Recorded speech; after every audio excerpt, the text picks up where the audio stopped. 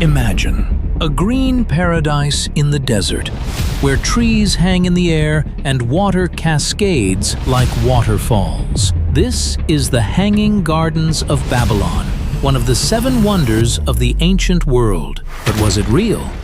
No ruins, no proof, myth, or secret conspiracy? In this video, we're uncovering this mystery that's history's biggest deception. Like, subscribe and let's start. Are you ready? Let's go back to the 6th century BCE. Babylon, the mightiest empire on earth, ruled by King Nebuchadnezzar II, a conqueror who crushed nations but had one weakness: his heart. His wife, Queen Amytis, came from the lush mountains of Media, and she longed for the greenery of her homeland in this flat, dusty desert. So, what did the king do? He built her the impossible, a hanging garden that mimicked those distant hills. Or at least, that's the story we've been told. According to ancient Greek historians like Josephus, it was a gift to console her. But hold on, this isn't just a romantic tale. Behind it lurks darkness. Do you know that thousands of slaves toiled and died to construct it, their blood soaked into the foundations? It wasn't just a love story, it was a symbol of power. Nebuchadnezzar wasn't just a lover, he was a tyrant, using this wonder as a symbol of power to strengthen alliances. And the sources? They come from Greek writers like Herodotus and Strabo, who described it centuries later. Herodotus, in his Histories, written around 440 BCE, called Babylon the most splendid city, with walls so thick 2 chariots could pass abreast. Strabo, in the 1st century BCE, detailed the gardens as quadrangular, each side 4 plethra long, built in tiers like a theater. But why no mention in Babylonian records? Babylonian clay tablets from Nebuchadnezzar's era, excavated and translated by scholars, list palaces, temples like the Esagila dedicated to Marduk, and massive city walls, but omit any garden. This absence is noted in archaeological reports from the Deutsche Orient-Gesellschaft expeditions. That's the first crack in the story, and it gets deeper. The city of Babylon, as per Britannica, was founded around 2300 BCE, becoming a major center under Hammurabi in the 18th century BCE, with laws inscribed on stela. After Kassite rule from 1595 BCE, it fell under Assyrian control, with kings like Sennacherib destroying it in 689 BCE before his son Esarhaddon rebuilt it. Nebuchadnezzar expanded it, building the Ishtar Gate with blue-glazed bricks depicting lions and dragons, now in Berlin's Pergamon Museum. Now picture this with me. The gardens weren't hanging from ropes, they were terraced masterpieces, rising like a man-made mountain, towering up to 75 feet high, with layers of vaulted stone balconies, each level packed with soil deep enough for massive trees like date palms and exotic fruits.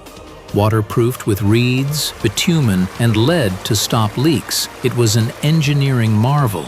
Classical sources like Diodorus Siculus in the 1st century BCE described the structure as supported by baked brick pillars with beams of palm wood that didn't rot and soil 20 feet deep for large trees. The real genius? The irrigation. Water pumped from the Euphrates River below, using chains, or even an early version of the Archimedes screw, devices that lifted tons of water daily to keep this oasis alive in the scorching heat. Berosus, a Babylonian priest writing in Greek around 290 BCE, mentioned the screw-like mechanism, predating Archimedes by centuries. It was like a theater, with sloping paths for people to ascend gradually, enjoying the views. Incredible, right? But think about the cost. slaves hauling massive stones, dying under the sun. This wasn't beauty, it was brutality disguised as wonder. And according to archaeologists like Robert Koldewey, who dug in Babylon from 1899 to 1917 for the German Oriental Society, he found vaults and a well that might have been part of the pump system. Koldewey's excavations uncovered a series of 14 large rooms with arched ceilings, unusual for Babylonian architecture, and a triple well system that he hypothesized could be for hydraulic lifting. Yet, no full evidence. Why? Because maybe we've been looking in the wrong place all along. But what's hiding behind this impossible engineering? In the next part, we'll see that we might be searching in the wrong spot. Additional theories suggest the terraces imitated the ziggurat style, with each level 50 cubits wide, as per Quintus Curtius Rufus in his History of Alexander the Great. Here's where the real mystery explodes. Despite endless searches in Babylon, archaeologists have found nothing. No terraces, no irrigation channels, no traces of this massive structure. Babylonian tablets from Nebuchadnezzar's time detail everything. Palaces, walls, temples, but not a word about the gardens. Shocking, isn't it? Over 20,000 tablets from the period, housed in museums like the British Museum, mention grain rations, building projects, but no gardens. So, was it a myth? A Greek exaggeration like ancient fake news? Or something darker, a deliberate cover-up? Enter the groundbreaking theory from Oxford scholar Stephanie Dalley in her 2013 book, The Mystery of the Hanging Garden of Babylon, an elusive world wonder traced, reviewed positively in peer journals.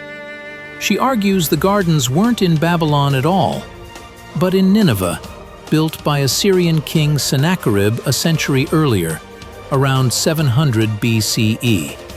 Proof? Sennacherib's own inscriptions on clay prisms, like the Taylor Prism in the British Museum, boast of a wonder for all peoples.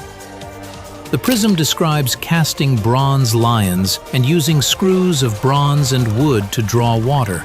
Relief carvings from his palace, excavated by Austin Henry Layard in the 1840s and now in the British Museum, show terraced gardens with trees on slopes, pavilions, and water channels, exactly matching Greek descriptions.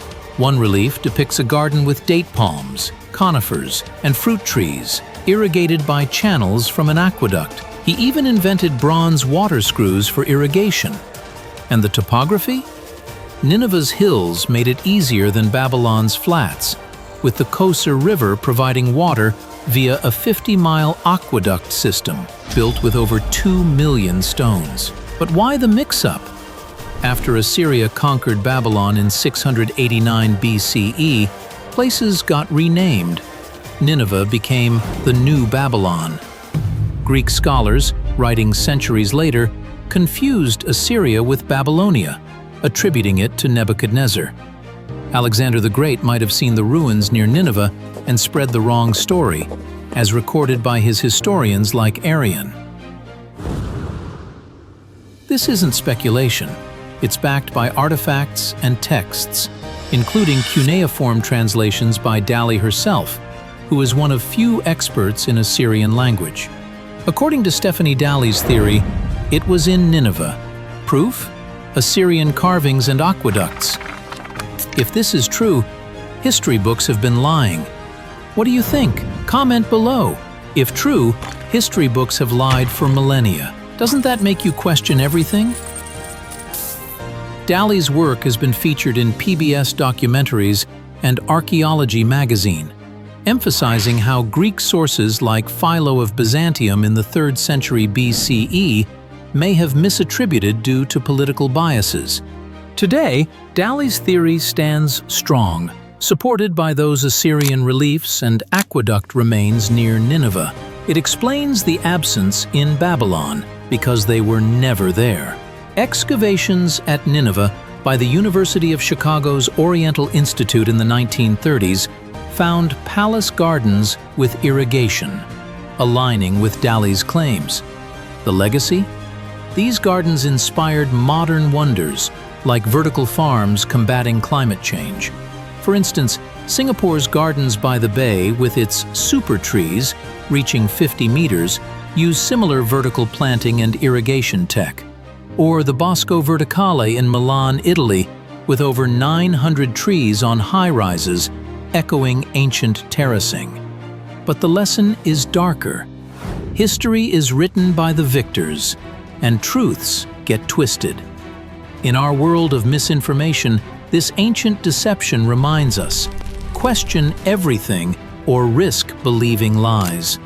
Modern scholars like Irving Finkel of the British Museum support re-evaluating Assyrian contributions, noting how Babylonian focus overshadowed them. This mystery teaches us that history isn't always true.